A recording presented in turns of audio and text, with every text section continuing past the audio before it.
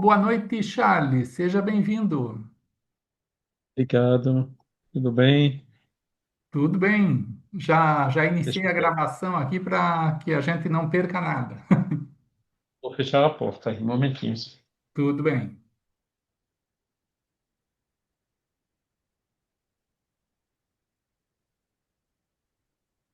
Aqui também.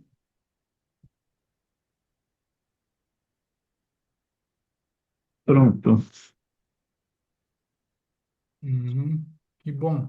Bem, eu já te falei que nesse horário aqui no Brasil, 15 horas, a maioria das pessoas Cedo, né? estão As pessoas trabalhando. trabalham, né? Sim, mas o importante é que vamos gravar e colocar lá no nosso canal do YouTube. Depois eu te passo o endereço também para você divulgar aí. E vou mandar lá para o pessoal do Aloísio. Aí Ok. as pessoas poderão te assistir mais adiante. Eu queria combinar contigo, antes de você entrar no tema, se você, como eu mesmo não conheço a tua trajetória no Espiritismo, se você puder falar daí para todos, Sim. como você conheceu, não sei se você é de família espírita, ou como iniciou e Não. ao longo da tua vida, pelo que você já passou, né, no movimento. Eu vou abrir aí o pequeno currículo que eu tenho, e que eu podia ter te enviado, mas Aham. não me lembrei. Não, Deixa tudo eu ver bem. aqui. Normalmente Aqui a gente está. pede para a própria pessoa falar, e aí já fica registrado. Não, inclusive preciso atualizar, porque eu tenho 65 anos agora, né? Conheci o Espiritismo. Eu moro em Belfort, na França, né? Que fica perto de Mulhouse, né? Que é conhecido pelo espírito israelita no Evangelho, né? Ou perto da cidade de Basileia, na Suíça, né? Eu estudei uma escola de engenharia, né? Fui engenheiro e conheci o espiritismo em 86 no Brasil, né? Eu não sou de família espírita, não, né? Eu não tinha ouvido falar de Allan Kardec aqui na França, ouvi falar dele e de Leon Denis, inclusive, lá no Brasil, né? E voltei para a França em 1990 e de lá para cá fico atuante no movimento espírita na França, e internacional também, desde 94, né? Porque eu fui ao primeiro Congresso Espírita Mundial em Brasília, 95. Depois participei de todos, né? Eu trabalho também no Centro Espírita que a gente ajudou a fundar em Mulhouse, né? Que é o Centro de Estudos Espíritas Leon Denis, que foi fundado em 97, ou seja, daqui a pouco ele vai fazer 30 anos, né? Eu fui membro da comissão organizadora do Quarto Congresso Espírita Mundial em Paris, né, 2004, que comemorou o bicentenário de Kardec, né, junto com o Conselho Espírita Internacional e o Movimento Francês. Eu fui membro da comissão executiva do Conselho Espírita Internacional de 2004 a 2016, chegando até a ser secretário-geral, né, quando o nosso irmão Nestor Mazotti adoeceu, né? Como era primeiro secretário, né, quando ele teve que se afastar, eu assumi e depois fui reeleito, fiquei até 2016, porque desisti de me candidatar, né? Também trabalhei na coordenadoria da Europa, do SEI, né, o movimento espírita aqui na Europa, e nesses últimos anos eu estou mais dedicado ao movimento espírita francófono, né, que é uma organização que a gente tem aqui na Bélgica, mas que trabalha com tudo que é de língua, e todos os países, todos os espíritas de língua francesa. E pronto, também faço muitas pesquisas sobre Allan Kardec, pesquisas históricas, seguindo os passos de Eduardo Carvalho Monteiro, que talvez você conheceu, que que eu conheci faz muito tempo. Eu conheci já no final da década de 90 por e-mail, mas eu encontrei com ele e depois a gente viajou juntos para Tours. Em 2004 ele veio para o Congresso, né? Infelizmente ele faleceu em 2005, mas o contato foi suficiente para me transmitir esse vírus da pesquisa, e esse vírus é um vírus que a gente, infelizmente, não cura mais, né? Uma vez que a gente pegou, a gente fica com ele. Inclusive, não sei se vocês prestaram atenção, né, mas pesquisando na Biblioteca Nacional de França, se encontraram algumas fotos de Kardec que, bom, parecidas com as existentes, mas que nunca ninguém tinha visto, né? E que foram divulgadas aí pelo Facebook, no CSI, né, Imagens e Registros do Espiritismo, e depois, né, replicado muitas e muitas vezes. Ah, sim, eu Coisa vi dessa semana, né? Quer dizer, todo o tempo, né? O tempo todo a gente encontra coisa nova. isso. Uhum. Eu não sei se eu entendi bem. Você nasceu na França, mas Sim, depois foi para o Brasil, o que em virtude do que você tem essa ligação com o Brasil? sim. Naquela época, o serviço militar era obrigatório na França, né? E na saída da escola de engenharia em 82, eu devia fazer o serviço militar de um ano. Mas como eu sou muito ligado a armas, entendeu? Aí eu procurei uma alternativa e existe o que se chama voluntário para o Serviço Nacional Ativo, né? E onde tem projetos de cooperação internacional. E aí eu consegui uma vaga, né, para fazer transferência de tecnologia de uma central solar, né, que foi desenvolvida na França e que foi transferida e construída no Recife. É por isso que eu fiquei alguns anos em Recife. Na realidade, depois eu casei e fiquei até 1990, né, quando a gente saiu e voltamos para cá. E foi nesse intervalo, então, que eu conheci o Espiritismo, né? As primeiras obras de Kardec eu li em português. Ah, sim, que bom. Ah, então foi lá em Pernambuco. Uhum, Exatamente. certo. Uhum. Que bom, então. Ficamos conhecendo aí um pouco da sua trajetória e parabéns aí pelos projetos, pelas pesquisas, né, e que estão beneficiando aí tantas pessoas. Então, O que a gente gosta é o desinteresse, né? Colaborar, né? Assim que a gente encontra, isso foi o Eduardo também que me transmitiu, né? Encontrou alguma coisa, bom, vai publicando. Aí todo mundo vê, né? E em cima disso, né? Se motiva para pesquisar e de repente existe uma rede, no mundo todo, né? Porque tem algumas pesquisas, por exemplo, que a gente faz pela internet, né? Que leva horas e horas e horas de trabalho, né? Então, quando tem muitas pessoas fazendo, né, a gente acaba beneficiado, né, por esse efeito multiplicador, né? sim, sim.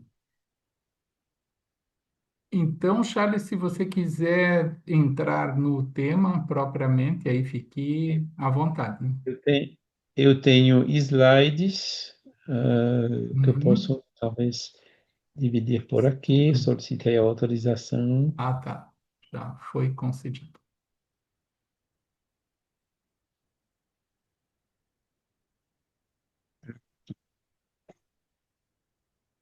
Me diz aí se vocês estão vendo direitinho. Certo, já apareceu.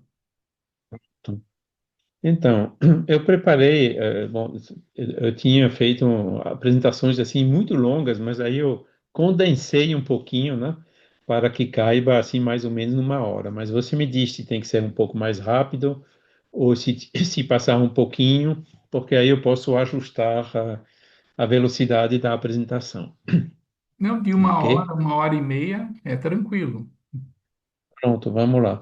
Então, é baseado essencialmente na obra de Leon Denis e Joana d'Arc, né?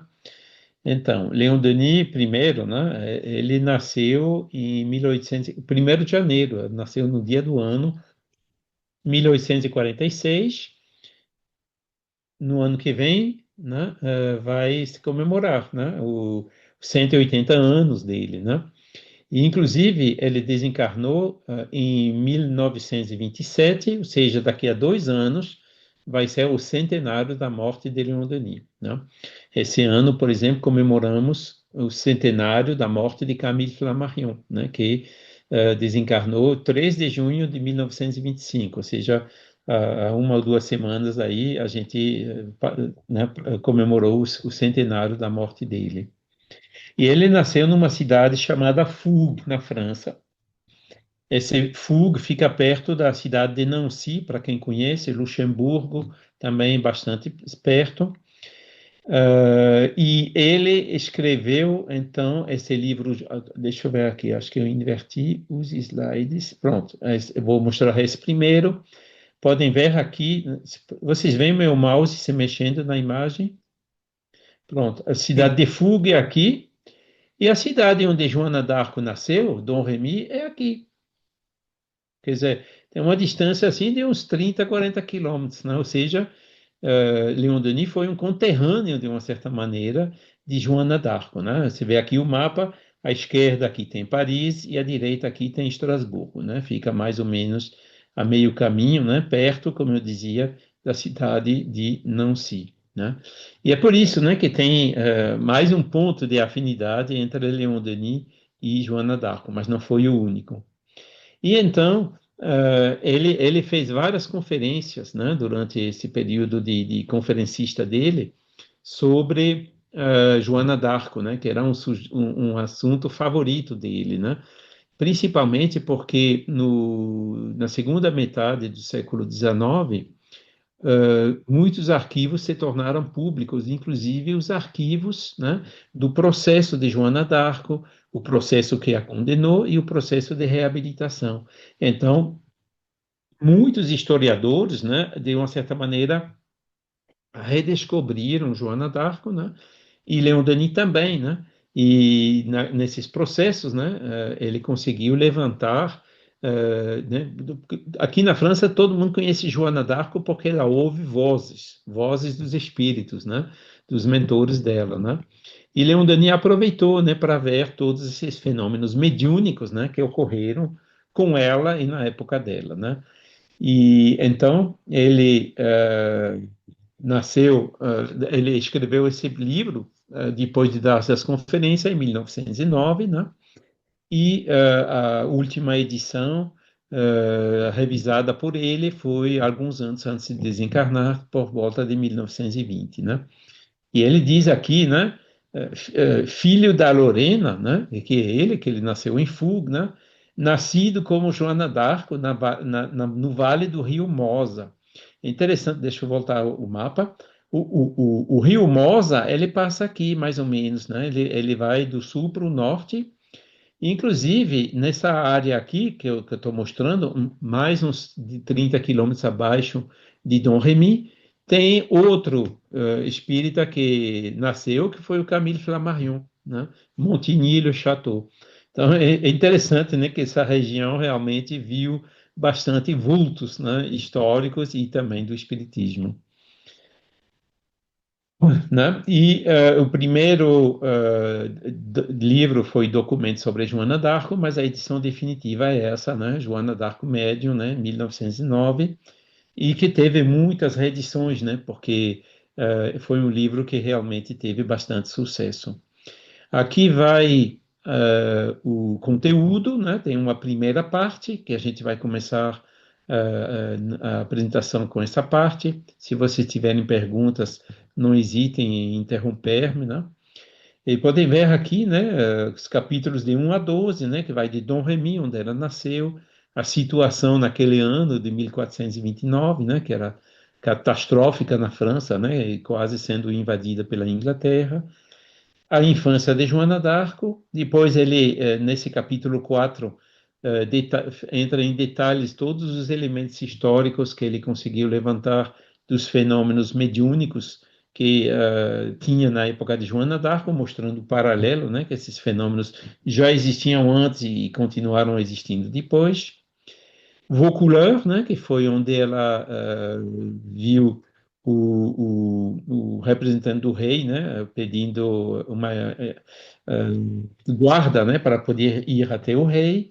Depois, Chinon, onde ela viu o rei, Poitiers, Tours, Orléans, né, onde ela venceu a primeira batalha, Reims, onde ela foi coroar o rei, Compiègne, onde ela foi traída e presa, né, e a prisão em Rouen, o processo em Rouen e o suplício em Rouen, né. Nós vamos começar por isso.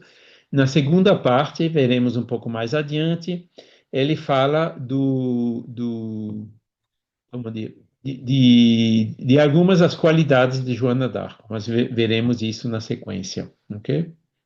Então, na introdução, né, Leon Denis nos diz, né, que eh, muitos desses fenômenos que ela ouvia vozes, para a gente é até uma oportunidade, né?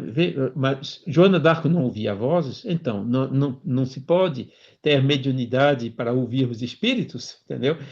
O fato de ser popular, o fato que ela ouvia vozes, Leon Denis aproveitou, a gente até hoje aproveita, né, para induzir as pessoas, né, nesse fenômeno mediúnico, né, principalmente aqueles que são descrentes, né, negados em nome da razão, como ele diz, né, podem receber uma explicação lógica, né, graças ao espiritismo, né, e que são dessa ordem os fatos, né, que marcaram, né, a existência da Virgem de Orleans, né.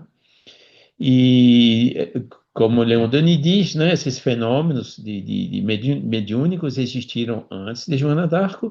Joana d'Arc foi um exemplo muito forte, né, mas continuaram a existir depois e existem até os dias de hoje, né, ainda se encontram médiuns videntes, né. E então, Leon Denis ele escreveu esse livro justamente para, completando um pouco todos esses livros históricos que foram escritos naquela época, né?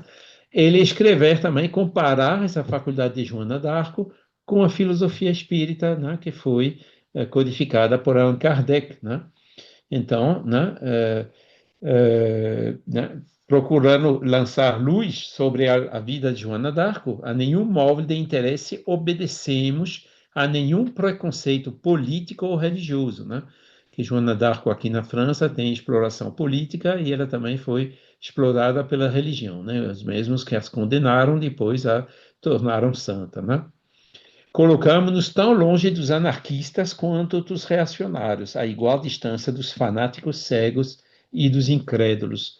Então, é uma posição interessante, né, que se torna muito atual hoje, né, quando tem uma polarização em muitos países, né, no Brasil existe, né, os extremos, aqui na Europa também, né, e Leon Denis sempre deu essa lição, dizendo, não, os extremos realmente é difícil eles se entenderem, né, pelo fato de serem extremos, né, ficando no meio, né, a equidistância, aí é que a gente consegue raciocinar de maneira mais serena, né?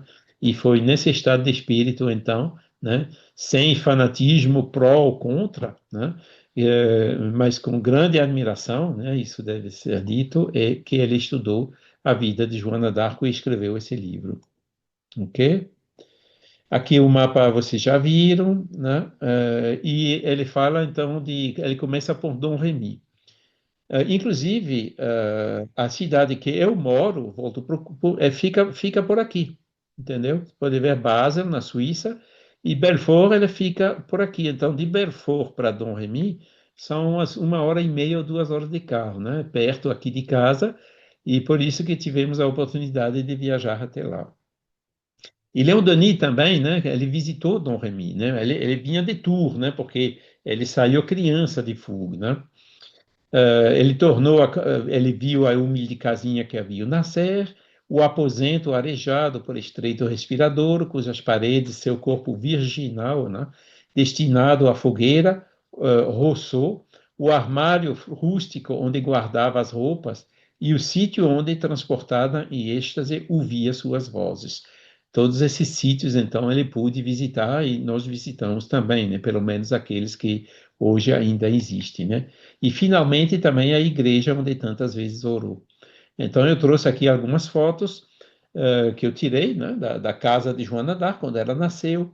Ela não era tão grande assim, ela foi um pouco ampliada, porque depois, né, que a Joana d'Arc, o processo de reabilitação, o rei deu um título de nobreza, né, aos pais de Joana d'Arco, que fizeram que conseguiram ampliar a casa. Mas ela continua exatamente no mesmo local onde era a casa, né? E aqui à direita, podemos, né, ver o portão aqui, um detalhe do portão, você vê, né, aqueles símbolos, né, da nobreza, né, daquela época e que estão conservados até hoje.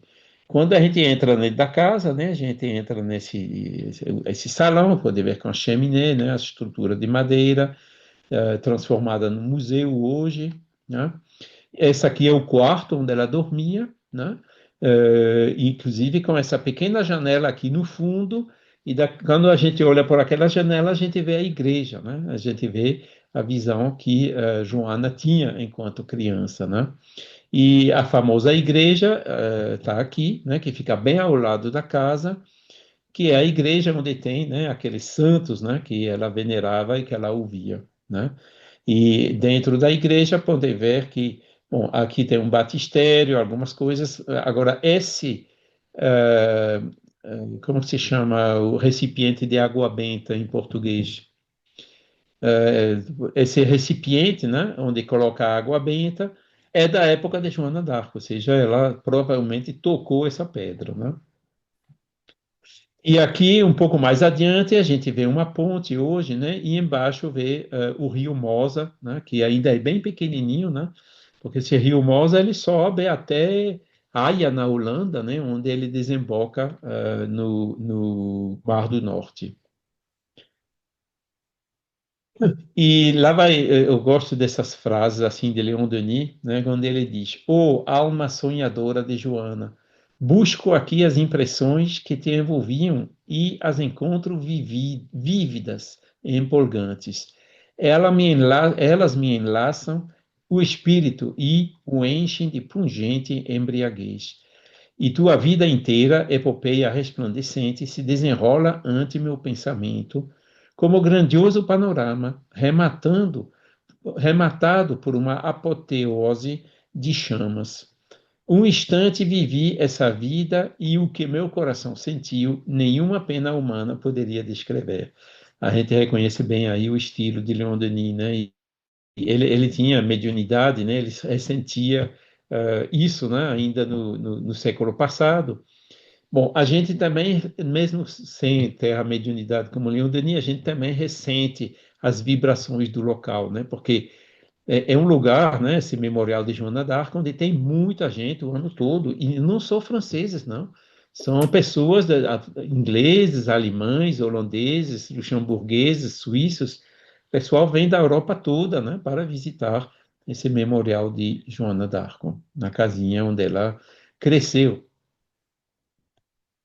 Depois, Leon Denis fala da situação em 1429, que era realmente catastrófica, né? O rei Charles VII estava eh, corrompido e embriagado pela corte e realmente, né, a França estava perdendo, né, tal. Se não fosse Joana d'Arc, talvez eu estaria falando inglês hoje em dia, né? Chegou a esse ponto, né? Mas a espiritualidade quis que se conservasse um pouco de diversidade na Europa, né? Que não se uniformizasse a cultura, e é por isso, né, que uma missionária como Joana d'Arco se encarnou, né, para salvar, né, essa diversidade na Europa. E Leon Denis, bom, não vou entrar em detalhes, mas era realmente os ingleses já tinham Paris, já chegaram até o Rio Loire, né, que era uma barreira natural que ainda os continha, né, mas eles já tinham entrado, conquistado Orléans, né, e Orléans era uma cidade pela qual eles podiam atravessar o Rio Loire e continuar a invasão, né, da parte restante da França. E Leon Denis nos escreve, né? Escutai, escutai, do extremo dos campos e das florestas da Lorena, ressoou o galope de seu cavalo. Ela acorre, vai reanimar este povo desesperado, reerguer-lhe a coragem abatida, dirigir a resistência e salvar da morte a França. E foi realmente isso a missão de Joana d'Arco, né? Não fosse ela, como dizia, talvez hoje falava inglês, em vez de falar francês ou português. A infância de Joana d'Arco, né, ele também descreve, né, não sabia ler nem escrever, ignorava as coisas da guerra, né, não tinha formação militar absolutamente nenhuma, meiga criança amada por todos, especialmente pelos pobres desgraçados aos quais nunca deixava de socorrer e consolar. Quer dizer, espírito bom aparece já na infância, né? Assídua em sua tarefa, nada desprezava para satisfazer aos pais e a todos aqueles com quem lidava, né? Viva o trabalho, dirá mais tarde, afirmando assim que o trabalho é o melhor amigo do homem, seu amparo, seu conselheiro na vida, seu consolador na provação e que não há verdadeira felicidade sem ele. Que naquela época, né, os camponeses, como era o caso da família do pai dele, as crianças ajudavam, né? Muitas crianças trabalhavam, né? Porque não tinham os equipamentos que tem hoje, né? Nas lavouras. Meu avô, que nasceu em 1899, quer dizer, um pouco na virada do século XIX para o século XX, ele também me contava isso, né? Que quando era menino, quando tinha que ir ceifar o trigo, todo mundo ia, vilarejo, os velhos, os jovens, né? Todo mundo estava ali ajudando, né? Claro que eles, né? Não era escravidão, era mais assim por necessidade, porque depois eles conseguiam o grão, conseguiam as batatas, né? As comidas que eles guardavam então para passar o inverno, né?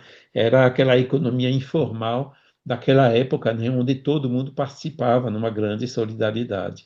E Joana d'Arco, então, naquela época dela, era mais assim ainda, né? E aqui tem duas imagens que eu coloco. Uma é aqui à direita, essa estátua de Joana d'Arco, né? Muito bonita, por sinal, que está lá no memorial dela, né? Onde tem a casa dela, muito bem inspirada, né? Onde ela estava ajoelhada, né? Jovem e ouvindo as vozes, né? Com esse olhar para o céu. E à esquerda é um quadro de um pintor, né, que era contemporâneo de Kardec, que é o Monvoisin, de Joana d'Arco na fonte, né, uma fonte que tem um pouco caminhando a pé da casa dela.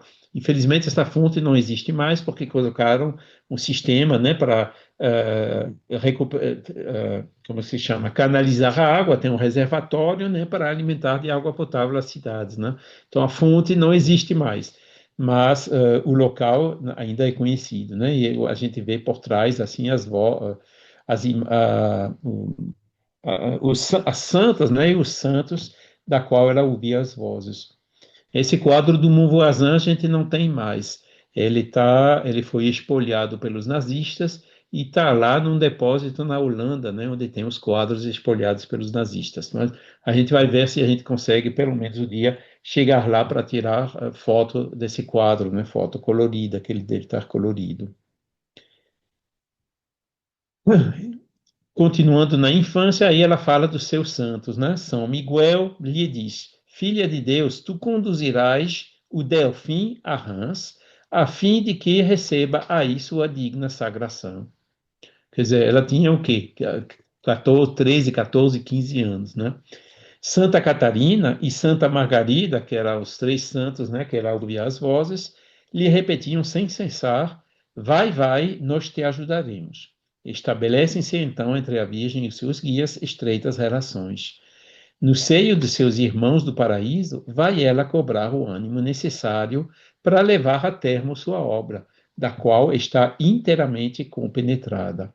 A França a espera, é preciso partir. Então, esses três santos, Leon Denis faz até também uma pesquisa, diz que há dúvida se realmente eles existiram, mas são três santos que têm estátua dentro daquela igreja, né? Então, Joana d'Arco, né, ela usava essas imagens que ela conhecia, né, e atribuía essas vozes a esses santos aqui. Mas Leon Denis diz, bom, um espírito bom, que seja lá Catarina, ou Margarida, ou Miguel, pouco importa, um espírito bom, né? A identidade importa muito pouco nessas situações.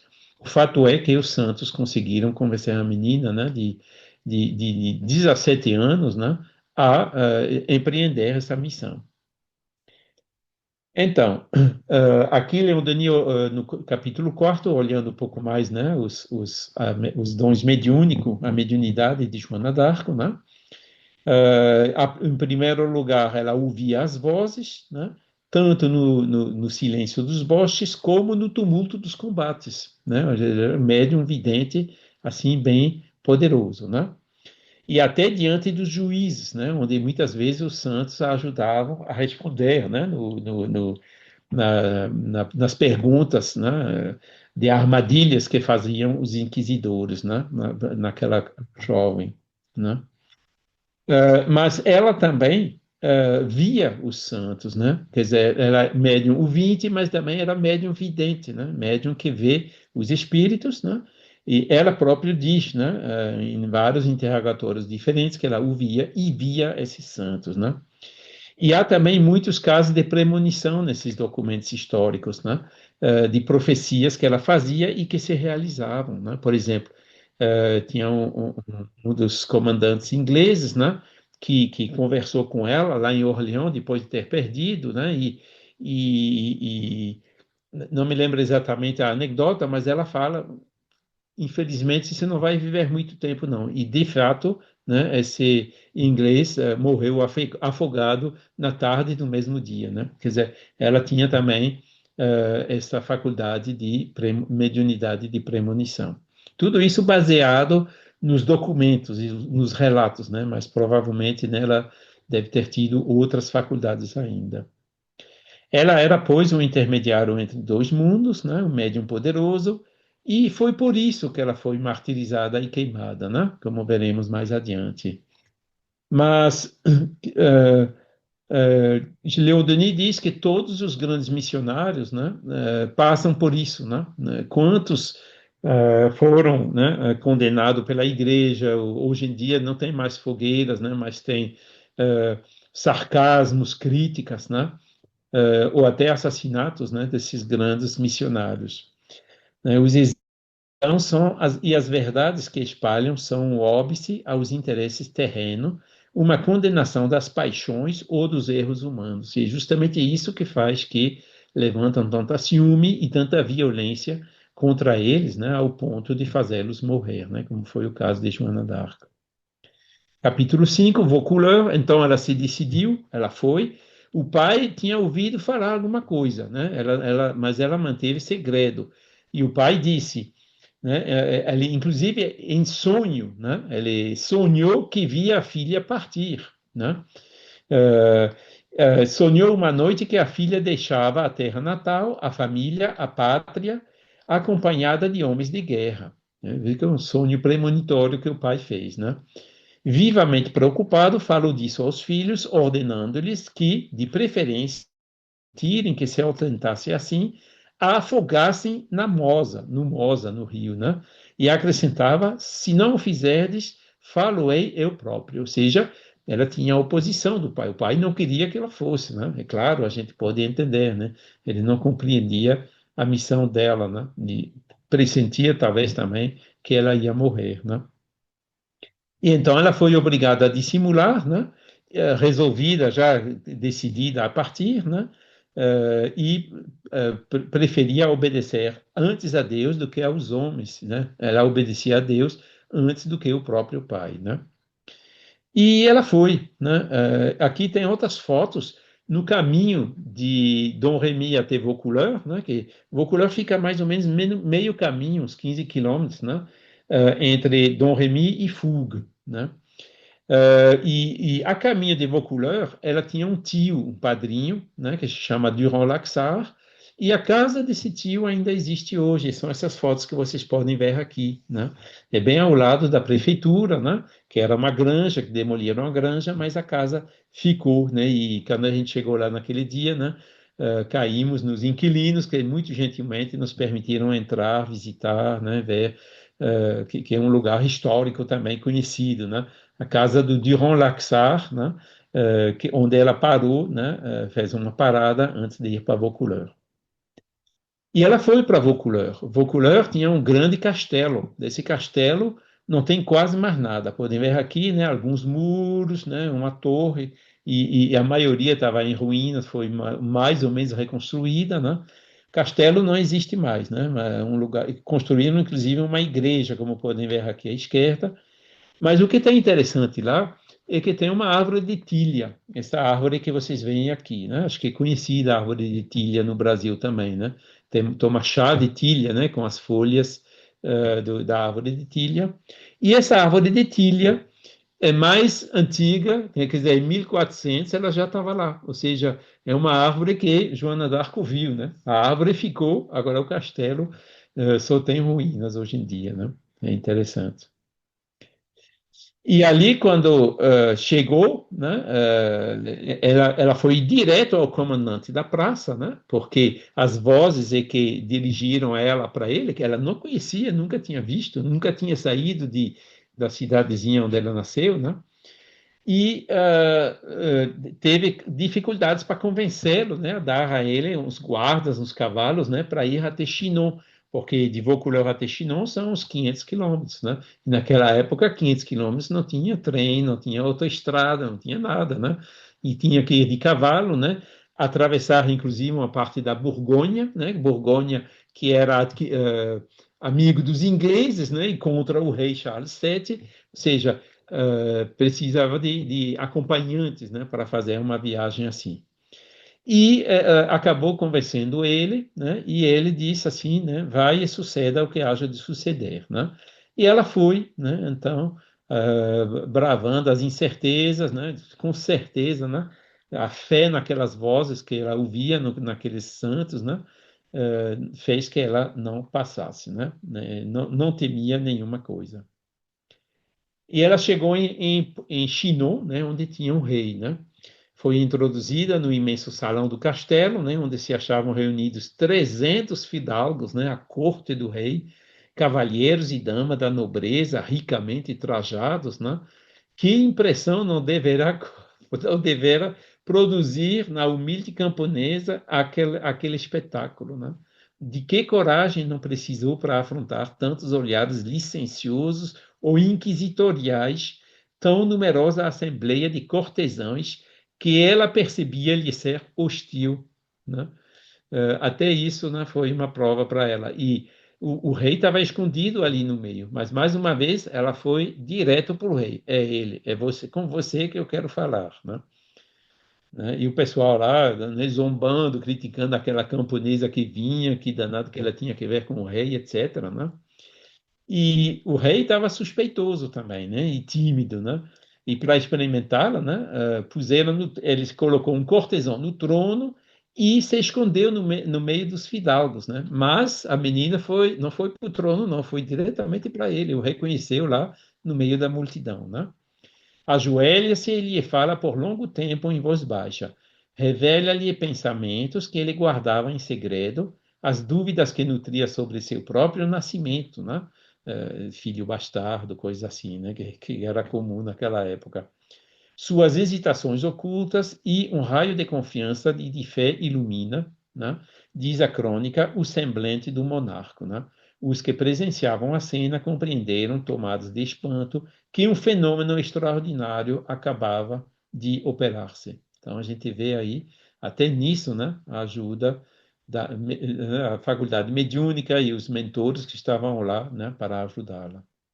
E aqui, bom, ao lado de Dom Remy, né, depois que foi beatificada, que foi santificada, a Joana d'Arco, parece que foi em 1920, construíram uma imensa igreja, né, em homenagem a ela. Bom, é o aproveitamento, né, condenaram-a, mas depois, né, santificaram, né, e aproveitaram para, né, fazer propaganda para eles. Bom, assim mesmo é um monumento que está lá, né, são esses episódios históricos, a gente não guarda rancor contra ninguém, né, e interessante é que naquela igreja tem muitas frescas, assim, imagens, quadros muito grandes, né, ilustrando algumas cenas da vida de Joana d'Arco. E essa é uma delas, né, que mostra ela, né, diante do rei em Chinon, né, ajoelhada no chão e falando com ele, né. E aí você vê aqui, desenharam ela até com a auréola do santo, né. Bom, são belas imagens que foram que ficam, né, dentro daquela igreja lá. A igreja, inclusive, muito grande, né? Acho que tem, é, não sei quantos lugares tem, mas quando tem eventos lá é realmente imenso. E então, convencido o rei, em 25 de abril de 1429, né, quando ela tinha nem 18 anos ainda, né, partiu de Tours para Blois, onde a esperavam os chefes militares e o grosso do exército.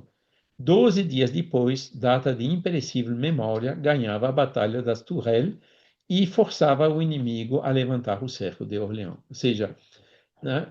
25 de abril ela foi lá, né? Quer dizer, fizeram a armura, a espada para ela, né? O cavalo e tudo mais, né? Mobilizando as tropas para chegar, né, de Blois até Orléans, né? E né, somente 12 dias depois ela já tinha vencido essa batalha de Orléans. Isso mostra também o caráter extraordinário, né? Os franceses já estavam dezenas de anos lutando lá contra aquela invasão inglesa sem conseguir, e ela veio assim em 12 dias, puf, né, já resolveu.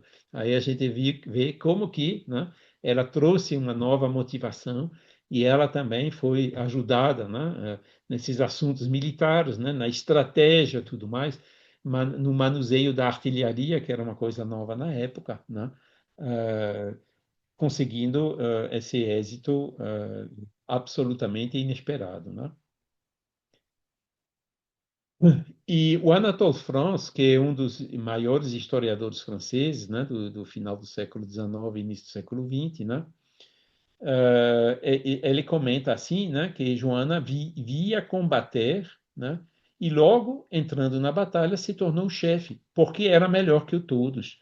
Tinha chefes, comandantes do exército que tinha décadas de experiência no exército, né, e ela que chegava assim da campanha, depois de 1 ou 2 dias já estava melhor do que eles, né, e eles o reconheciam, né, acabaram seguindo-a, né.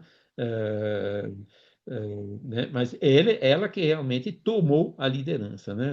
Essa liderança natural, né, que ela tinha graças àquela mediunidade. Fez mais do que os outros. Não que fosse mais versada do que eles em coisas da guerra, era o muito menos, mas por ter o coração mais abnegado, as qualidades do espírito elevado, né? Quando cada um pensava em si, ela pensava em todos. Quando cada um tratava de se resguardar, ela a tudo se expunha, pois de antemão se votaram sem reserva ao sacrifício. Né? Ela tomando risco lá na batalha. Né? Assim, aquela criança que, como qualquer criatura humana, temia os sofrimentos e a morte, a quem suas vozes, seus pressentimentos haviam anunciado que seria ferida, isso também eles anunciaram antes, ela realmente foi ferida, né? Tomou lugar à frente dos guerreiros e, sob uma chuva de projéteis, arremessados pelas bestas e columbrinas, permaneceu de pé à borda do fosso, empunhando a estandarte para manter unidos os combatentes, né? E é isso, né, que foi a chave daquela vitória, né, tão rápida na libertação de Orleans. E naquela igreja, mais uma vez, eu trago aí outro quadro, né, que ilustra essa batalha lá em Orleans, vendo Joana d'Arc com o estandarte, né, a auréola dela ali no meio da batalha. E ela realmente foi ferida, né, por uma flecha de arbaleta, né? Mas, bom, eles conseguiram sarar, né, e curar, talvez também com a ajuda dos espíritos, né? Que fez que ela continuou, né? Porque depois de Orleans, antes de chegar em Reims, né? Ela libertou Orleans, Meun, várias outras cidades, né? Porque os ingleses, quando ouviram dizer, né, do que aconteceu em Orleans, eles começaram a entrar em pânico, não estava com medo. E tem uma bruxa lá com eles, tem, né, acontecendo milagres, as superstições daquela época, né? A primeira vitória assim tão rápida, né, foi realmente decisiva, né, para as outras vitórias que se seguiram. Mais uma vez, uma questão de 2 ou 3 semanas no máximo, né? Aí ela voltou, então, para o rei, dizendo: agora eu preciso levar você para Reims. E para ir até Reims também não era fácil, porque também tinha que atravessar outras cidades que não eram que já tinham virado, né, para os ingleses, né, que não eram mais fiéis ao rei da França naquela situação calamitosa, né? Mas ela diz, não, vamos lá, né? 60 léguas, atravessando eriçado, fortalezas, praças ocupadas pelo inimigo, e a essas objeções, Joana respondia invariavelmente: bem sei, mas nada disso merece consideração. Seremos bem-sucedidos. E, de fato, né, chegou lá numa cidade, quando souberam que era Joana, as portas se abriam, né, eles tinham virado o casaco, como se diz, né, e em Troyes também, né, e chegando lá em Reims, onde foi recebido, aclamado, né, o rei, e realmente foi tudo como as vozes, né, tinham anunciado para ela, né? Troyes, Chalon e Reims, né, abriram as portas a Carlos VII, né? E ela dizia assim, né, ela estava um pouco preocupada, a Joana d'Arco, né? Menos a inquietava a guerra contra os ingleses do que as intrigas da corte e a perfídia dos poderosos, né? Nada receio senão a traição, dizia-lhes, né? E com efeito, pela traição é que viria a perecer, né? Contra tão grande missionário, tramando-lhe a perda, haverá sempre agachado na sombra um traidor, né? A história diz, né? Alguns dizem que Joana d'Arco é a reencarnação de Judas, Judas que traiu Jesus, né? E que teve essa expiação. Talvez vocês tenham mais informação sobre isso, né? Essa expiação e esse medo da traição que provavelmente vem disso. Que eu acho que, bom, Jesus, Leon Denis fala de Jesus faz umas comparações entre Joana e Jesus, mas ele não fala desse episódio de que Joana teria sido a reencarnação de Judas. Mas, mais uma vez, pouco importa, né? Ela temia a tradição, também tinha esse pressentimento, né, que ia ser traída, né? Ela não tinha medo dos ingleses, nem das armas, nem de nada, né? Agora, da traição, né? Isso ela pressentia que ela ia ser traída. E aqui vocês têm mais um quadro daquela igreja, né, onde você tem a imagem aí, né, o bispo coroando o rei Charles VII em Reims, em presença de Joana d'Arco aqui. Okay? Joana percorreu as ruas de Reims, acolhendo com modéstia os humildes e os mendigos. O povo se apertava ao redor dela, todos queriam tocar-lhe as mãos e um anel, né? Porque o povo já admirava os milagres que ela tinha feito, né? Ninguém havia que não estivesse convencido de que fora enviada por Deus para fazer cessar as calamidades que pesavam sobre o reino.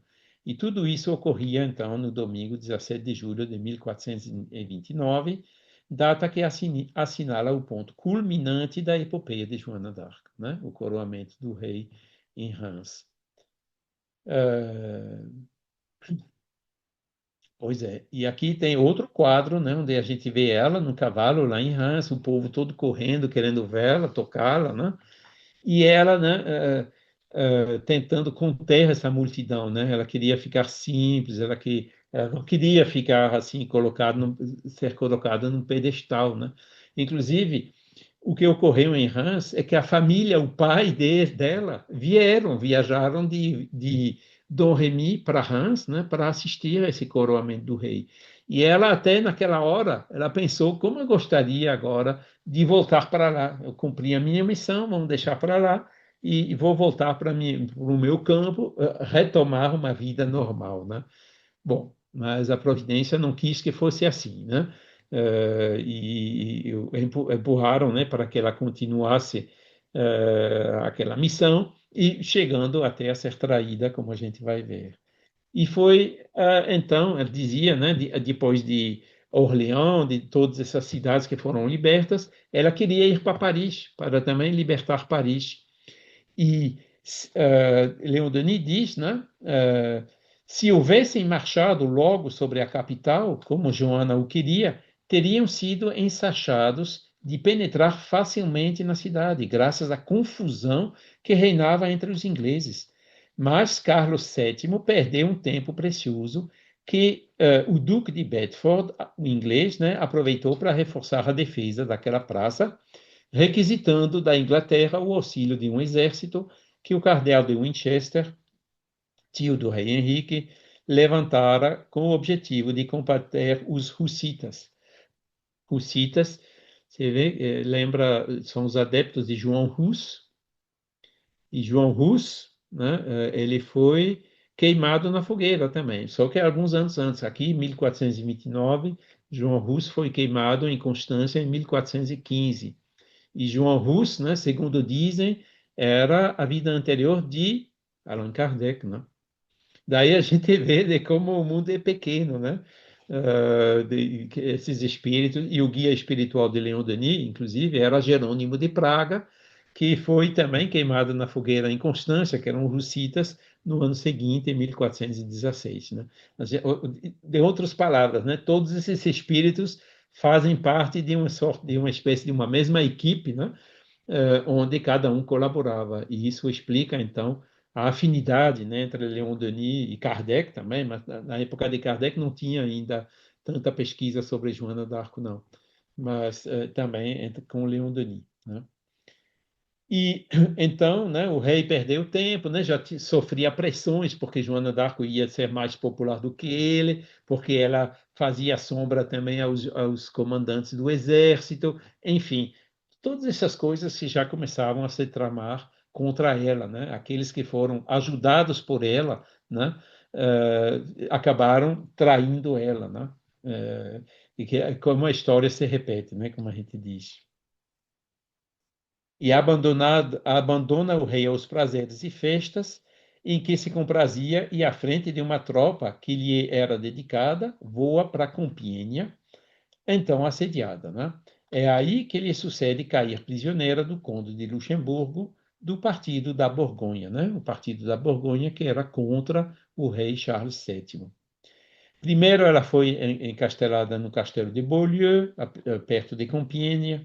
Depois foi transferida para a torre de Beaurevoir, de propriedade do conde de Luxemburgo, e durante 6 meses andou de prisão em prisão por Arras, Dugy, Crotoy, até que 21 de novembro, em obediência às intimações prementes de combinatórias da Universidade de Paris, foi vendida aos ingleses, seus inimigos cruéis, por 10.000 libras tornesas, além de uma renda consignada ao soldado que a prendera. Então aí veio, né, foi traída, presa e vendida ao inimigo, né? E tudo isso como um agradecimento, né, ao fato que ela salvou a França, né, naquela época. Então ela ficou na prisão em Rouen, né, numa gaiola, condições muito difíceis, né? Teria sucumbido a tão horrível aflição se Deus e meus espíritos não me houvessem prodigalizado consolações, né? Condições de detenção realmente muito terrível, né? Morrendo de fome, seminua, cercada de imundícias, machucadas pelos ferros, né? Tirei de minha fé a coragem de perdoar a meus algozes. Depois houve o processo, né? Depois desse, acho que foi mais de um ano presa, assim, né? E além, né, dessas condições de prisão terríveis, ainda tinha os interrogatórios dos inquisidores, né?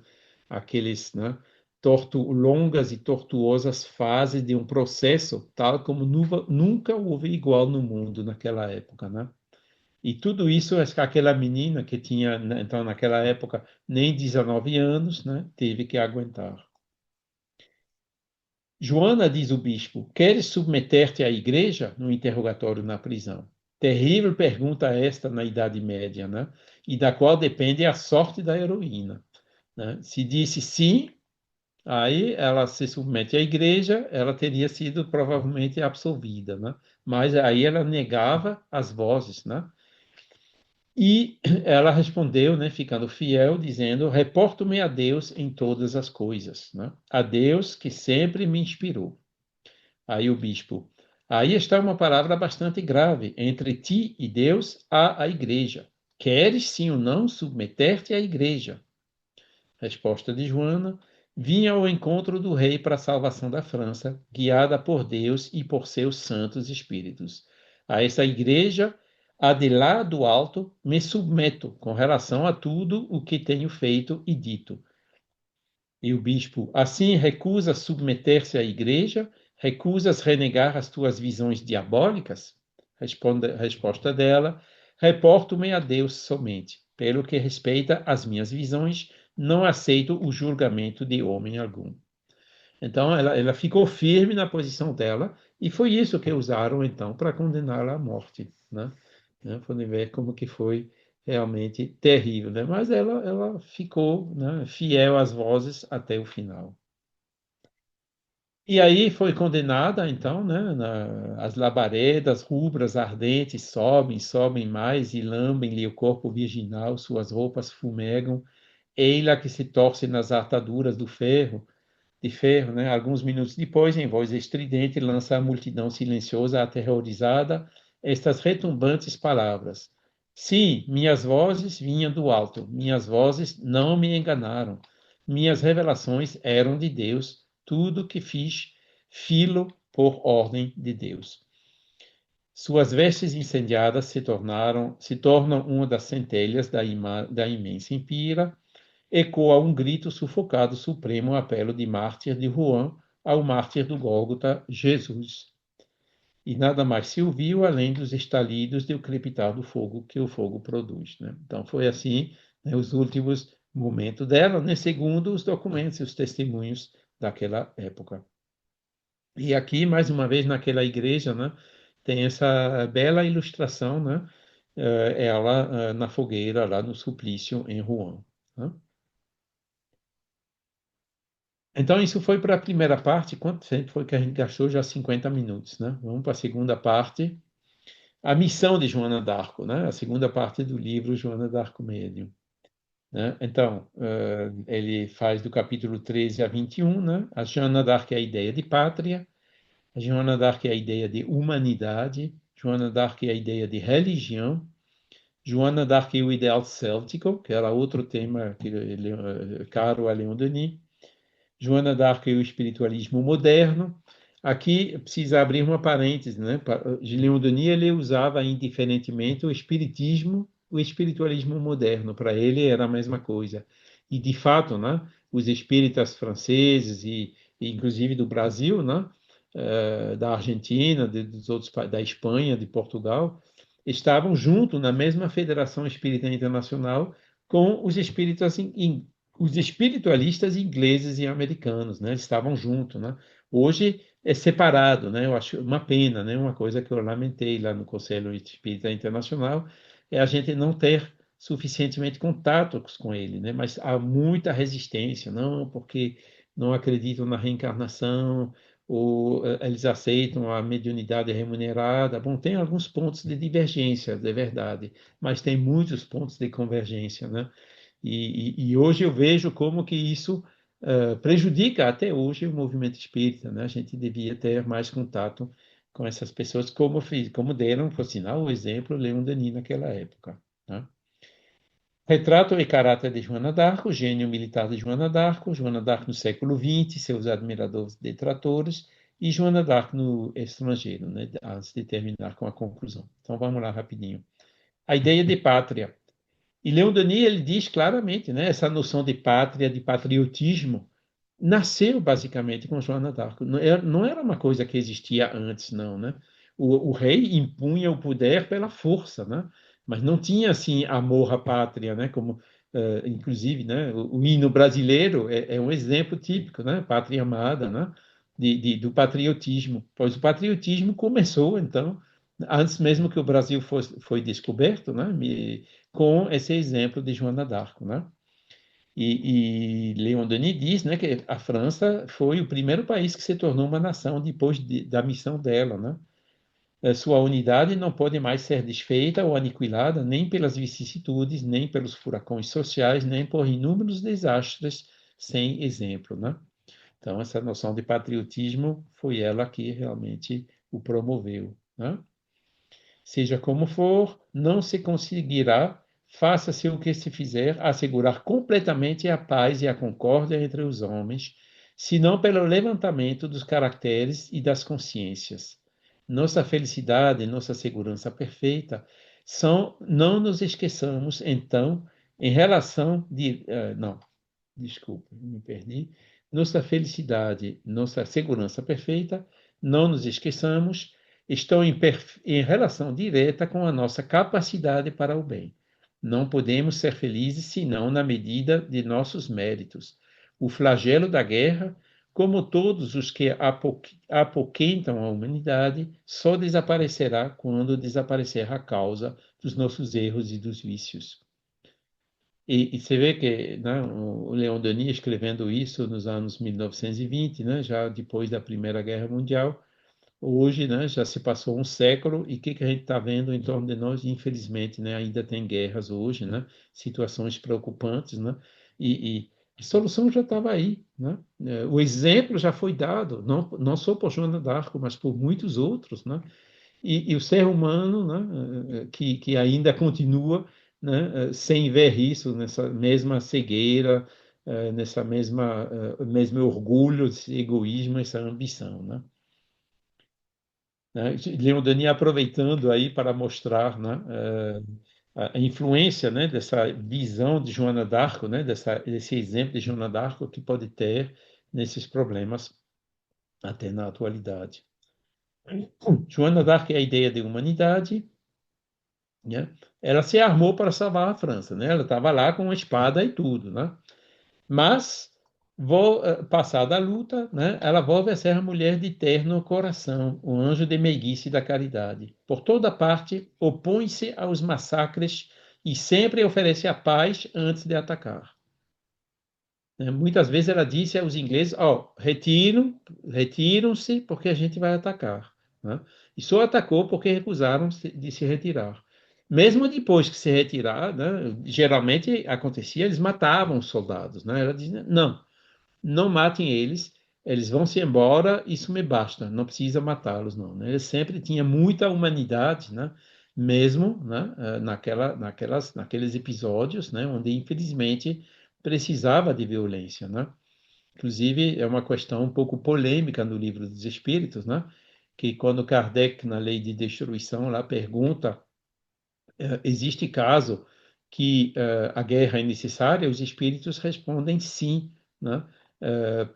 Por exemplo, para conquistar a liberdade, né? Muitas vezes você não na Revolução Francesa também foi muito sangue, né? Vamos esperar que hoje realmente não se precisa mais, mas como que você consegue derrubar assim regimes autoritários, né? Sem uma ação um pouco mais forte, né? É o que os espíritos disseram naquela altura, né? E que Joana d'Arc foi obrigada a fazer também, né? Embora com o máximo de humanidade, né? 3 vezes diante de Orleans reitera a proposta desses gêneros, né? 3 vezes ela disse aos ingleses: se retiram que a gente vai atacar. Ela socorre os feridos, mesmo os feridos ingleses, né? Aos desgraçados leva ao conforto e sofre por todos os sofrimentos humanos, né? Então, ela tinha muita humanidade. A ideia de religião, né, eram os mais elevados, né, os sentimentos religiosos de Joana. Absoluta a fé em Deus que a enviou, né, ilimitada a confiança que deposita em seus guias invisíveis, observa fielmente os ritos e práticas do culto de então, né, ia para a igreja e tudo mais, né, mas, quando afirma sua fé, sobrepõe-se a todas as autoridades estabelecidas nesse mundo, né? Ou seja, era a verdadeira religião, né? O futuro das religiões, né? Como dizia Leon Denis, que ela já antecipava naquela época. Nada mais comovente do que essa resposta que dá a seguinte pergunta, né? Dos inquisidores: sabes se estás na graça de Deus? Né? Para tentá-la, né? E ela respondendo: se não estou, que Deus me faça estar. Se estou, que me conserve nela. Seria a mais aflita criatura do mundo se soubesse não estar na graça de Deus. Veja que resposta, né, de uma menina de 18 anos, né? Absolutamente incrível. E ainda estas que tocam ao sublime, presa em Compiègne e arrastada de prisão em prisão até o cárcere, a fogueira de Rouen, como a gente viu, bendiz a mão que a fere. Aos juízes que tentam explorar-lhe a dor e abalar-lhe a fé na missão recebida do céu, responde: do momento em que aprove a Deus, é bem que eu tenha sido presa, né? Essa resposta, comenta Leon Denis, é mais grandiosa e mais bela do que todas as suas vitórias, todos os seus triunfos. Não é? Leon Denis coloca muito mais importância, né, nesse comportamento assim tão puro que ela tinha, né, do que as vitórias militares. O Ideal Céltico, né, que também, né, foi o último livro de Leon Denis sobre o gênio céltico e o mundo invisível. Ele dava muitas conferências, né, desde cedo, né, sobre o celtismo, né, porque realmente, né, a filosofia celta era tão próxima da filosofia espírita, né, acreditava na reencarnação, né, na comunicação dos entes queridos e tinha muitas coisas no celtismo, né, que já né, prenunciava, né, já preparava a essa filosofia que veio quase 2 milênios depois, né? E Leon Denis ele diz, né, ao mesmo tempo em que as correntes da democracia nos reconduzem às tradições políticas da Gália, né, o celtismo, o espiritismo experimental nos reconduz às suas tradições filosóficas. Allan Kardec, inspirado pelos espíritos superiores, restaurou, dilatando-lhes o plano, as crenças dos nossos antepassados, né? Ele já estava preparando aí, né, a última obra que ele escreveu, Leon Denis, né, pouco antes de morrer. É verdadeiramente no espírito religioso da Gália que revive nesse chefe de escola. Nele, tudo lembra o druida, o nome que adotou, absolutamente céltico, o monumento que, por sua vontade, lhe cobre os despojos material, né, que é o dolmen, lá no Père Lachaise, sua vida austera, seu caráter grave, meditativo, sua obra inteira. Allan Kardec preparado em existência precedentes para a grande missão que acaba de desempenhar, não é senão a reencarnação de um celta eminente. Né? E muito, com certeza, Joana d'Arc também, né? Passou por essas fases, né? Por esses períodos. Joana d'Arc e o Espiritismo, né? As missões de Joana, né? Eis que o mundo invisível, um de cujos intérpretes foi Joana, pela mediunidade dela, né? Esse mundo que a igreja combateu e que continua combatendo, né? Que rechaçou para a sombra durante centenas de anos, entra novamente em ação, se manifesta em todos os pontos do globo ao mesmo tempo, debaixo de aspectos inúmeros e pelas mais variadas maneiras. Vem apontar aos homens o caminho seguro, o caminho reto que os conduziria às alturas deslumbrantes.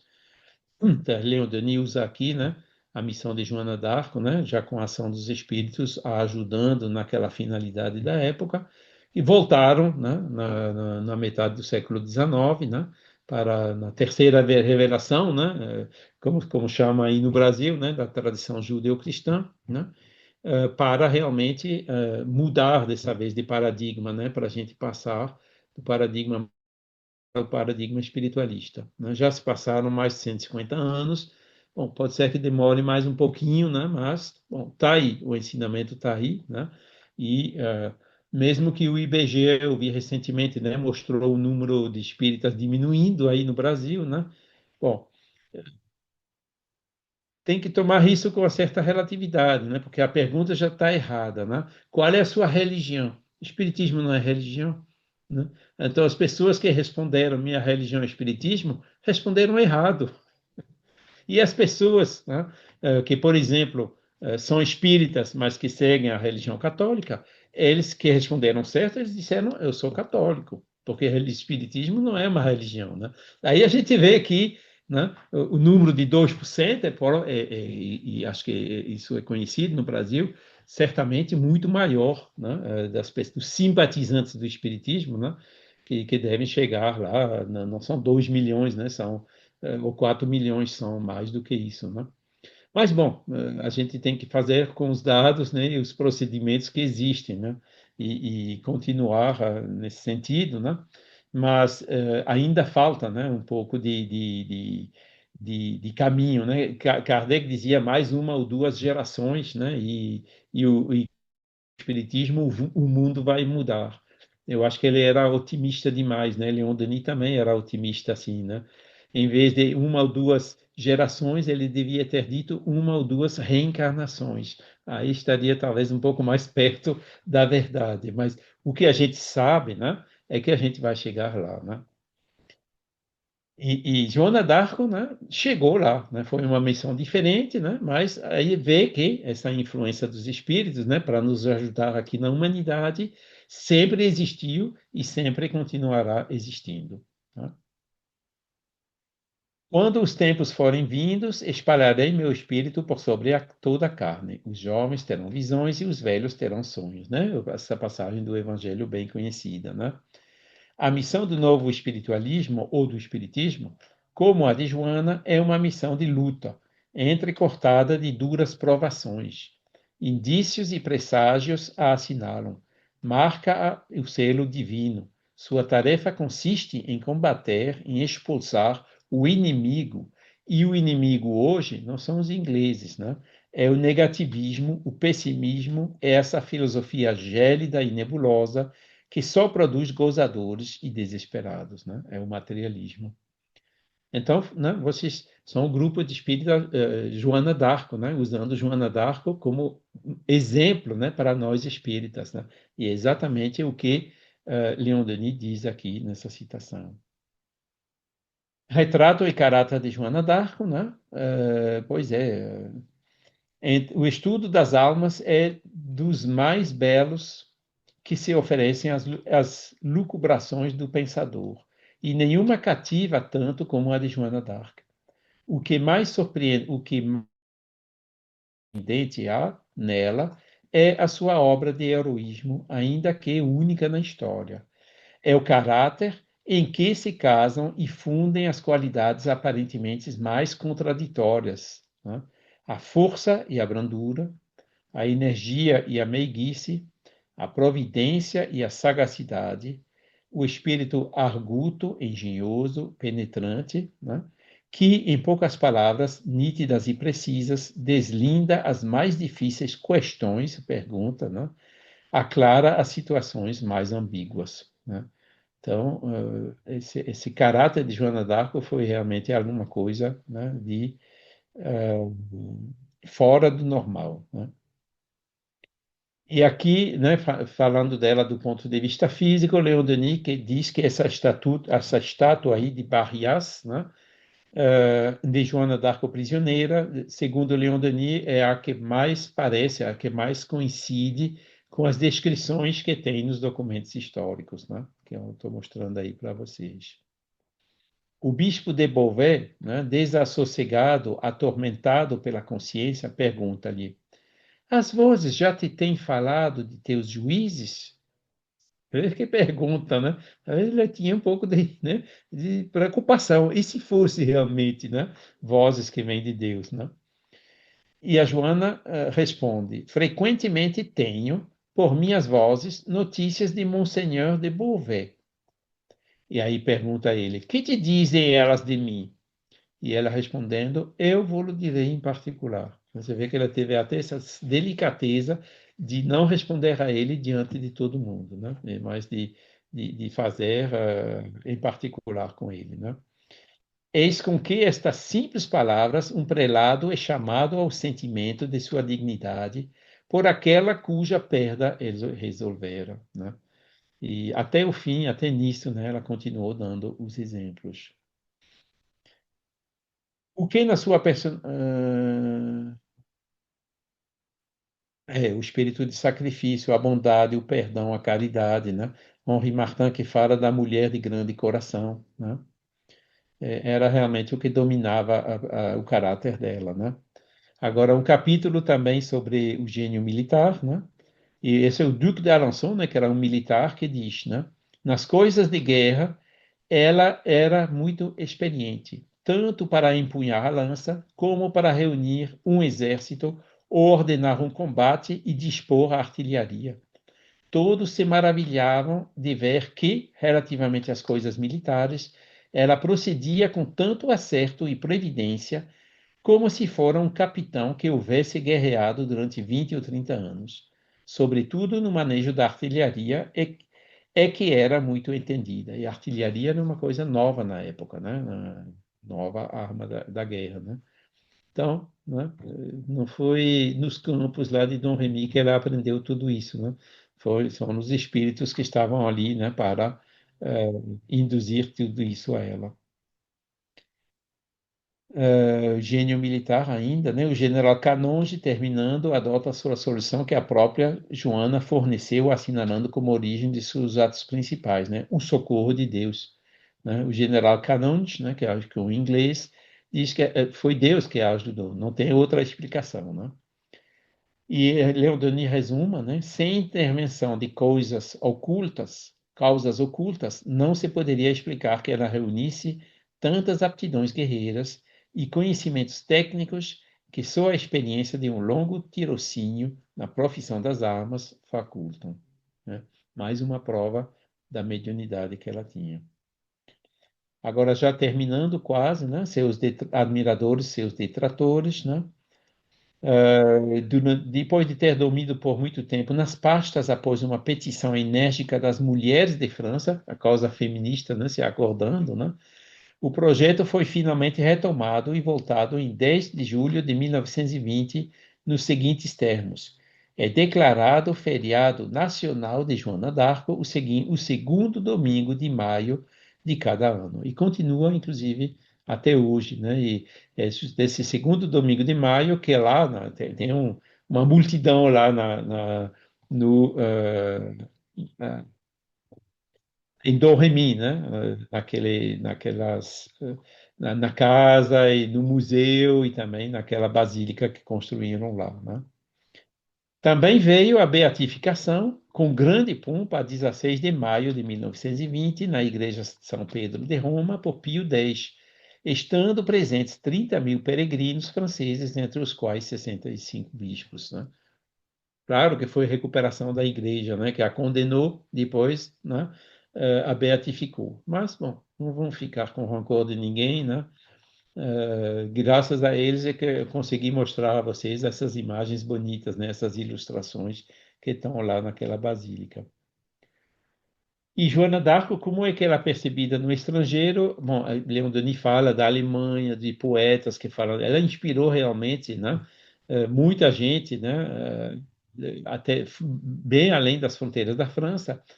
Mas eu coloco aqui, né, que Leon Denis ficou satisfeito, né, porque de ver em 1924 o eminente escritor inglês Sir Arthur Conan Doyle, né, que é o criador de Sherlock Holmes, né, traduzir e publicar em suas partes essenciais a presente obra sob o título O Mistério de Joana d'Arc. Ou seja, foi Conan Doyle que traduziu Joana d'Arc parcialmente, né, em língua inglesa.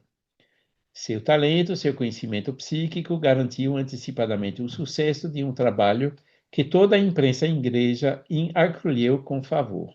Sir Conan Doyle, para apresentar este livro ao público inglês, escreveu um prefácio do qual, bom, mas eu não coloquei o prefácio, ah, sim, está aqui,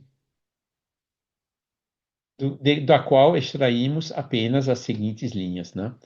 E lembro aqui que Leon Denis conheceu pessoalmente Arthur Conan Doyle no ano seguinte, 1925, quando Leon Denis presidiu o Congresso Espírita Mundial, que foi o segundo, né, da Federação Espírita Internacional, que ocorreu em Paris, né, onde Leon Denis presidiu e Arthur Conan Doyle estava entre os participantes. Então, se conheceram pessoalmente naquela oportunidade. Da vida de Joana d'Arc, três grandes lições se destacam em traços de luz, elas. Nas horas de crise e de provação, a humanidade não fica abandonada a si mesma.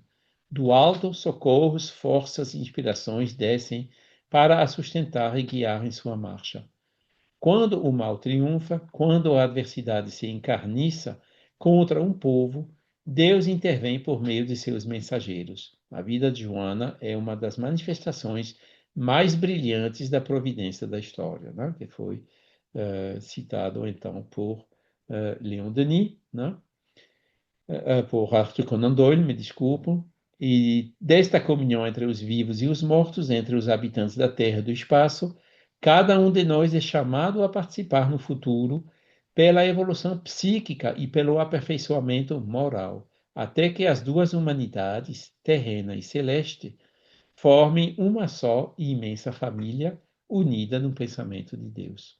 Né?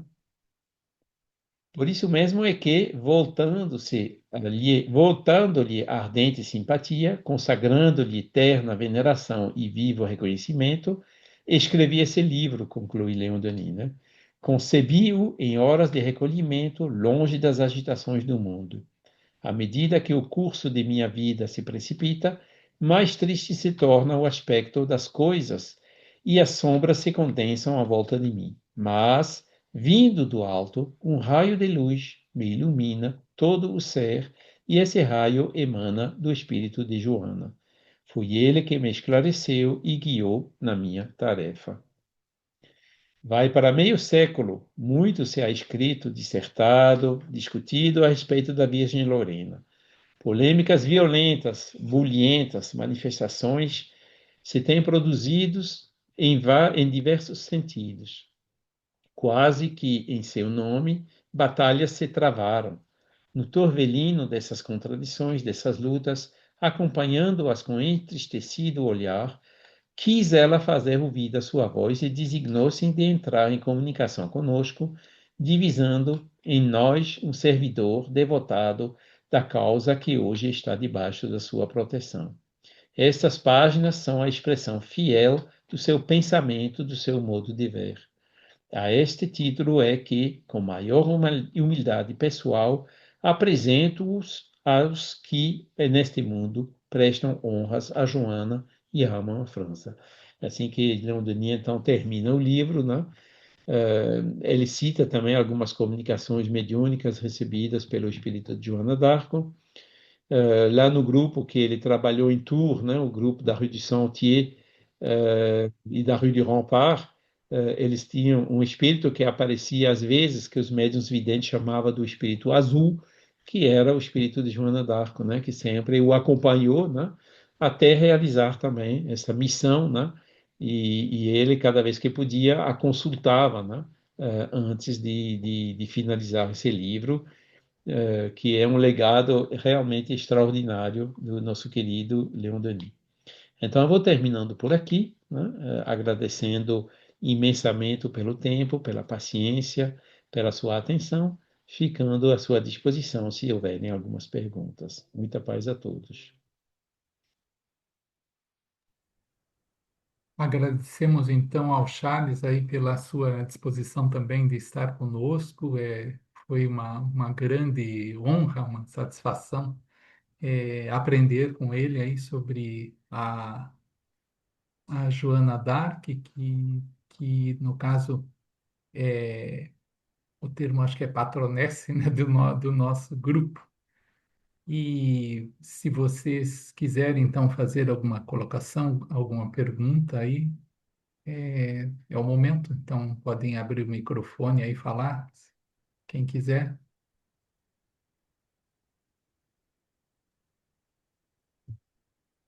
Temos uns minutos ainda.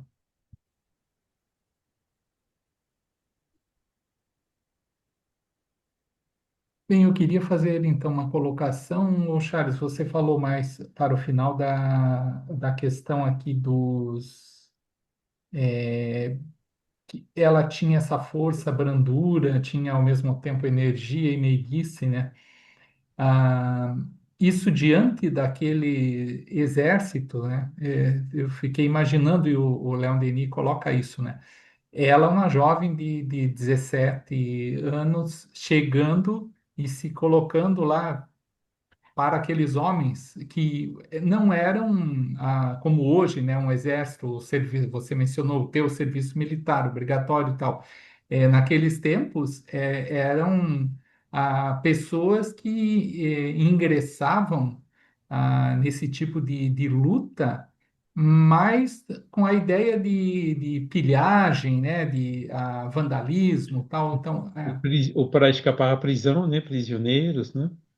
sim, pois é. Então, imaginando como que esses homens simplesmente se deixaram comandar por uma jovem. Então, também vem dos fenômenos mediúnicos que ela produzia e o próprio discurso que amparado, então, pela intuição, o que a espiritualidade lhe passava, formava essa ascendência moral sobre aquelas criaturas, né? Então, assim Exato. podemos entender, né, com o conteúdo espiritual a forma que isso aconteceu, que se não se nos abstivéssemos dessa parte, seria difícil entender, né? Só pela lógica materialista, a heroína francesa simplesmente apareceu e dominou todo o exército, convenceu, não, vamos lá combater os ingleses que a gente vai ganhar a luta. Pois é.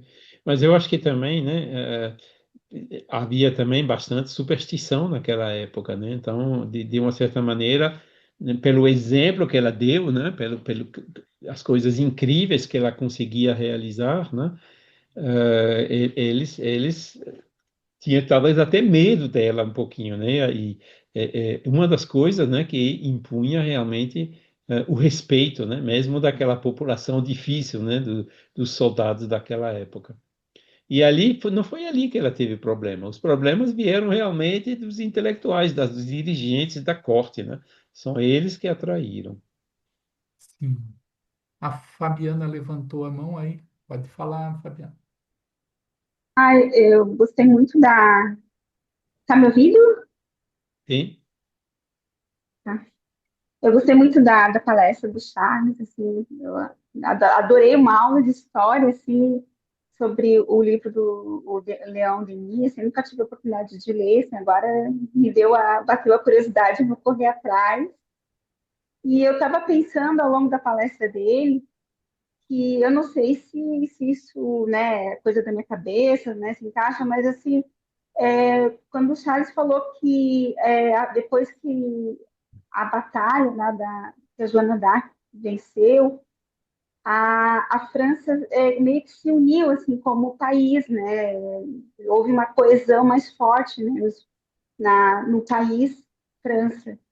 E eu estava exato. pensando que naquele momento, de repente, fosse assim a atuação da espiritualidade, preparando a França para receber o espiritismo, no caso, né, o Consolador Prometido,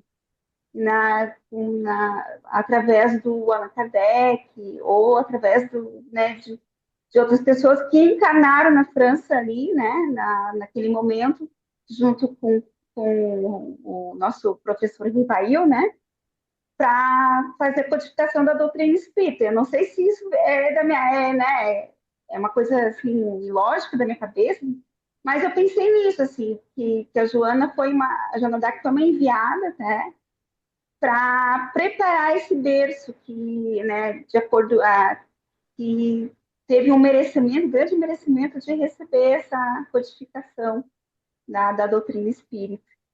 Acho que é isso. Eu acho que realmente o plano, né, dos governadores do nosso planeta, né, a gente fica longe até agora, com 500 anos de distância, né, 600, daqui a pouco, a gente fica longe de perceber todos os detalhes, os pormenores desses planos, né? Mas como eu mostrei, né, tem algumas coincidências, né? Tem o celtismo, tem Jesus, tem cristianismo, tem os abusos do cristianismo, tem o Jan Hus dizendo, opa, vamos voltar para a base, né? Depois vieram a Reforma, né? O Luther, o Calvin, bom, e esse episódio de Joana d'Arc ali no meio, né? Com certeza tudo isso fazia parte desse grande plano, né? Emmanuel até que escreveu um pouco, né, sobre isso no A Caminho da Luz, né? Mostrando realmente todos esses passos, né, que aconteceram, né? Fazendo a Revolução Francesa também, né? Se o Espiritismo tivesse chegado antes da Revolução Francesa, Kardec talvez tenha morrido também numa fogueira, a segunda vez, né? Depois de Jan Hus, né? Mas houve a Revolução Francesa, né? Houve Napoleão, né? Que reformou a língua francesa, a gramática e tudo, né? Que faz que os livros a gente consegue ler ainda hoje sem mudar nada.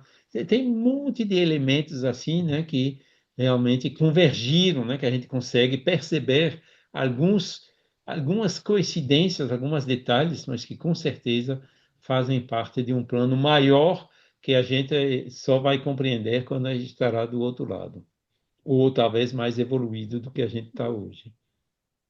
Eu acredito que nada é por acaso, né? Mas, de repente, né? Exatamente. Obrigada, viu? De nada. Oh, Opa, fala, Jerônimo. boa tarde, Charles. Parabéns pela sua palestra aí. Eu consegui vê-la a partir do terceiro capítulo, que eu tinha um compromisso anterior. Mas eu tenho uma minha questão é sobre a contemporaneidade, né? Como que hoje, na França, e vamos dizer na Europa, é vista a figura da Joana d'Arc como uma questão, ela é vista como uma espírita que cumpriu uma missão espírita, ou levando para o lado católico, ela é vista como uma santa que esteve envolvida num. E eu coloco isso, que você colocou muito bem, o Espiritismo não é uma religião, né? Mas existe essa miscigenação, né? O que é uma coisa, o que é outra, né? Então, como que é isso é visto hoje na França, até na Europa, esse contexto, a Joana d'Arc como essa entidade Joana d'Arc? E Leon Denis ele fala bastante disso, bom, há 100 anos atrás, mas continua hoje do mesmo jeito, né? Quer dizer, cada um procura aproveitar, né, a imagem de Joana d'Arc, né? Tem partidos, por exemplo, de extrema direita aqui na França, né, que usa a imagem de Joana d'Arc né, no patriotismo e tudo mais, né? Ela foi também aproveitada, né, pelos religiosos quando santificaram e aqueles que estão na religião católica a veem ainda como uma santa, né? E Leon Denis justamente ele diz não, eu me coloco de um ponto de vista mais neutro, mais objetivo, né, mostrando, né, para ele na realidade ele queria promover, né, esse novo paradigma que é o paradigma espiritualista, usando esse exemplo de Joana d'Arc, né? Daí o título Joana d'Arc Médium.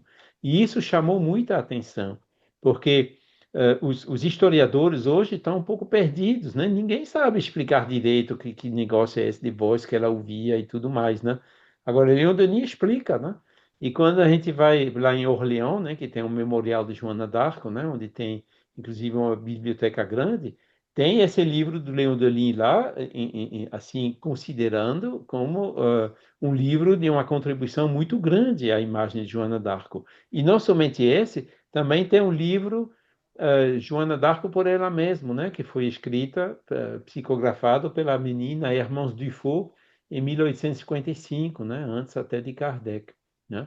E esses dois livros sobre Joana d'Arc, né, estão lá naquela biblioteca dedicada a Joana d'Arc, né? Ou seja, agora o problema é que a ciência, né, que rejeita a mediunidade, que rejeita esses fenômenos, né, eles procuram dar outras explicações, tem até umas teorias que dizem que na realidade ela não era camponesa, mas que ela era uma filha escondida do rei que tinha recebido uma educação.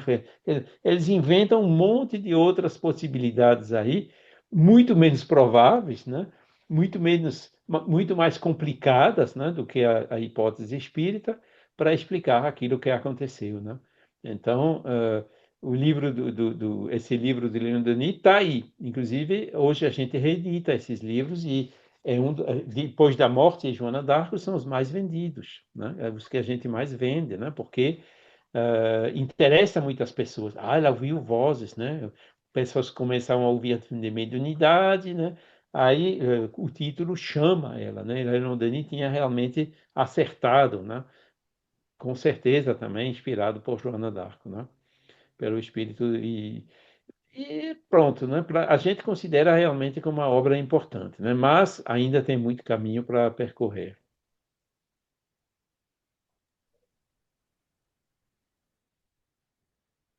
Mais alguém aí? Eu acho que Professor tem. Charles, Fala. eu queria fazer uma pergunta para o Charles. Professor Charles, boa tarde. Boa Primeiro, tarde. em primeiro lugar, agradecer aí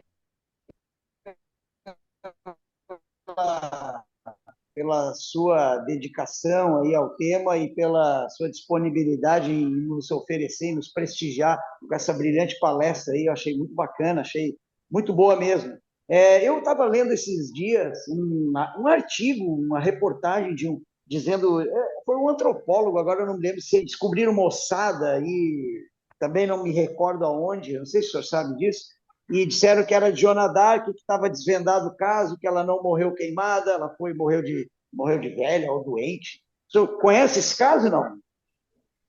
Sim, claro, isso faz parte dessas teorias, vamos dizer assim, alternativas, né? Que, que, que são lançadas aqui e ali, né? Acho que é uma coisa que existe muito hoje, né? Que é um mito que ela não existiu e tudo mais, né? Bom, né, Leodanis ele realmente se baseia naqueles documentos, né? Originais daquela época, do processo e tudo mais, né? Bom, essas teorias assim dizendo que é um fake, né? Na realidade é isso. Muito difícil, né? As pessoas já há 600 anos atrás imaginavam um fake daquele, né? Com todos esses detalhes, falando de mediunidade de uma maneira assim tão clara, né? Numa época que não se conhecia bem a mediunidade. Bom, quando a gente fica refletindo, né, a gente vê que, bom, cada um, no final, é livre de crer o que ele quiser, né? Mas, é, realmente, essas teorias não têm muitos fundamentos, não, né? E que a explicação dada pelo Leon Denis, né, dessa mediunidade que teve Joana d'Arc, mas não só ela, né, que ainda pode ser observada hoje, é de longe, né, a mais provável, né, para explicar realmente aquilo que aconteceu, né? Mas isso, bom, é assim, né? Hoje em dia, cada um vem com a sua interpretação e faz parte, vamos dizer assim, né, da nossa realidade de hoje, né, de ter que das pessoas que ficam denegando, né? Mas bom, aí depois cada um vai, pensa, sente, né? Com o tempo vai acabar chegando, né, a o que corresponde mais com a verdade. Professor, então, é nesse sentido que a pergunta, na verdade, era que a historiografia já comprova, porque pelo que eu vi, existe ainda uma certa lacuna, então, a historiografia, porque imagino que o século em que ela viveu já produziu provavelmente vários fatos historiográficos que comprovam a existência dela, né? Não, para haver assim tantas hipóteses absurdas, né, que surgem questionando a existência da Joana d'Arc, né? Eu acho que a historiografia já é clara nesse sentido da sua existência, né? A casa dela está aí, né? A casa de Durand Laxart está aí também, né? Exato. E a vitória de Orleans, totalmente inesperada, também está aí, entendeu? Todas essas, houve realmente alguma coisa extraordinária daquela época, né? Agora, cada um vai com, não, ela não foi queimada, bom, não. Mas essa teoria que diz que ela não foi queimada, não diz que ela não existiu, entendeu? Quer dizer, tem outras Ah, teorias certo. que também diz que ela não existiu, que ela foi inventada, mas a gente tem a mesma coisa sobre Jesus. Tem gente que também diz que Jesus não existiu, né, que foi um fake. Agora, amar o próximo como a ti mesmo, né, faça o outro o que você queria que o outro fizesse, isso existe, entendeu? E isso ninguém discute, entendeu? Então, o mais importante é isso, e isso que Leon Denis realmente sublinhou também nesse livro de Joana d'Arc, né, de ver as coisas belas, né, os lindos exemplos que aconteceram naquela época, né? E isso é que é o mais importante. Obrigado, professor. De nada, de nada. Eu que agradeço a todos vocês pela oportunidade. E desculpem aí o horário um pouco incomum, vocês veem que aqui a noite já está caindo, embora seja verão aqui, né?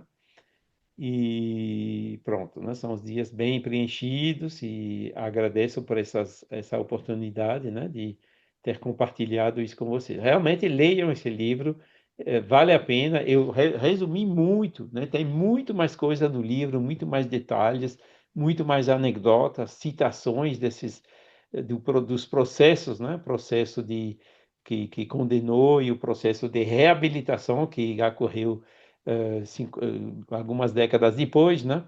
E que são documentos que existem, originais, conservados até hoje, né? Mais uma vez, né? Se foi um fake, a casa seria um fake, esses documentos seriam fake, é muito fake na história, né? Por isso que mais provável é que a história foi realmente, né, parecida com aquilo que decorre, que vem dessa documentação. Mas isso é o trabalho dos historiadores, né? Isso é toda uma ciência, né? Então, novamente, agradecemos aí ao Charles e vamos deixá-lo aí, porque lá a noite já adentra, aqui nós estamos no meio da tarde. E com certeza no futuro, Charles, vamos te convidar novamente para voltar ao grupo. O, o Adalberto, lá do Japão, ele, você conhece, ele sempre te Sim. apresenta como o maior conhecedor encarnado da obra do Allan Kardec. Então, talvez um tema para o futuro aí seja você falar aí da vida do nosso codificador. Mas assim, então vamos encerrando aqui a nossa gravação. Depois todos poderão ver lá no YouTube. Eu vou divulgar o link assim que tiver disponível.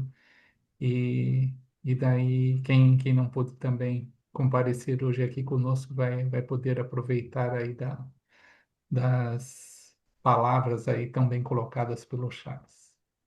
Então, um grande Muito abraço obrigado, muita paz. para todos, tá? Muita paz também. Uma boa noite aí, Charles. E boa tarde aí para todos do grupo. Boa noite. Até a Parabéns pela próxima. palestra. Boa noite.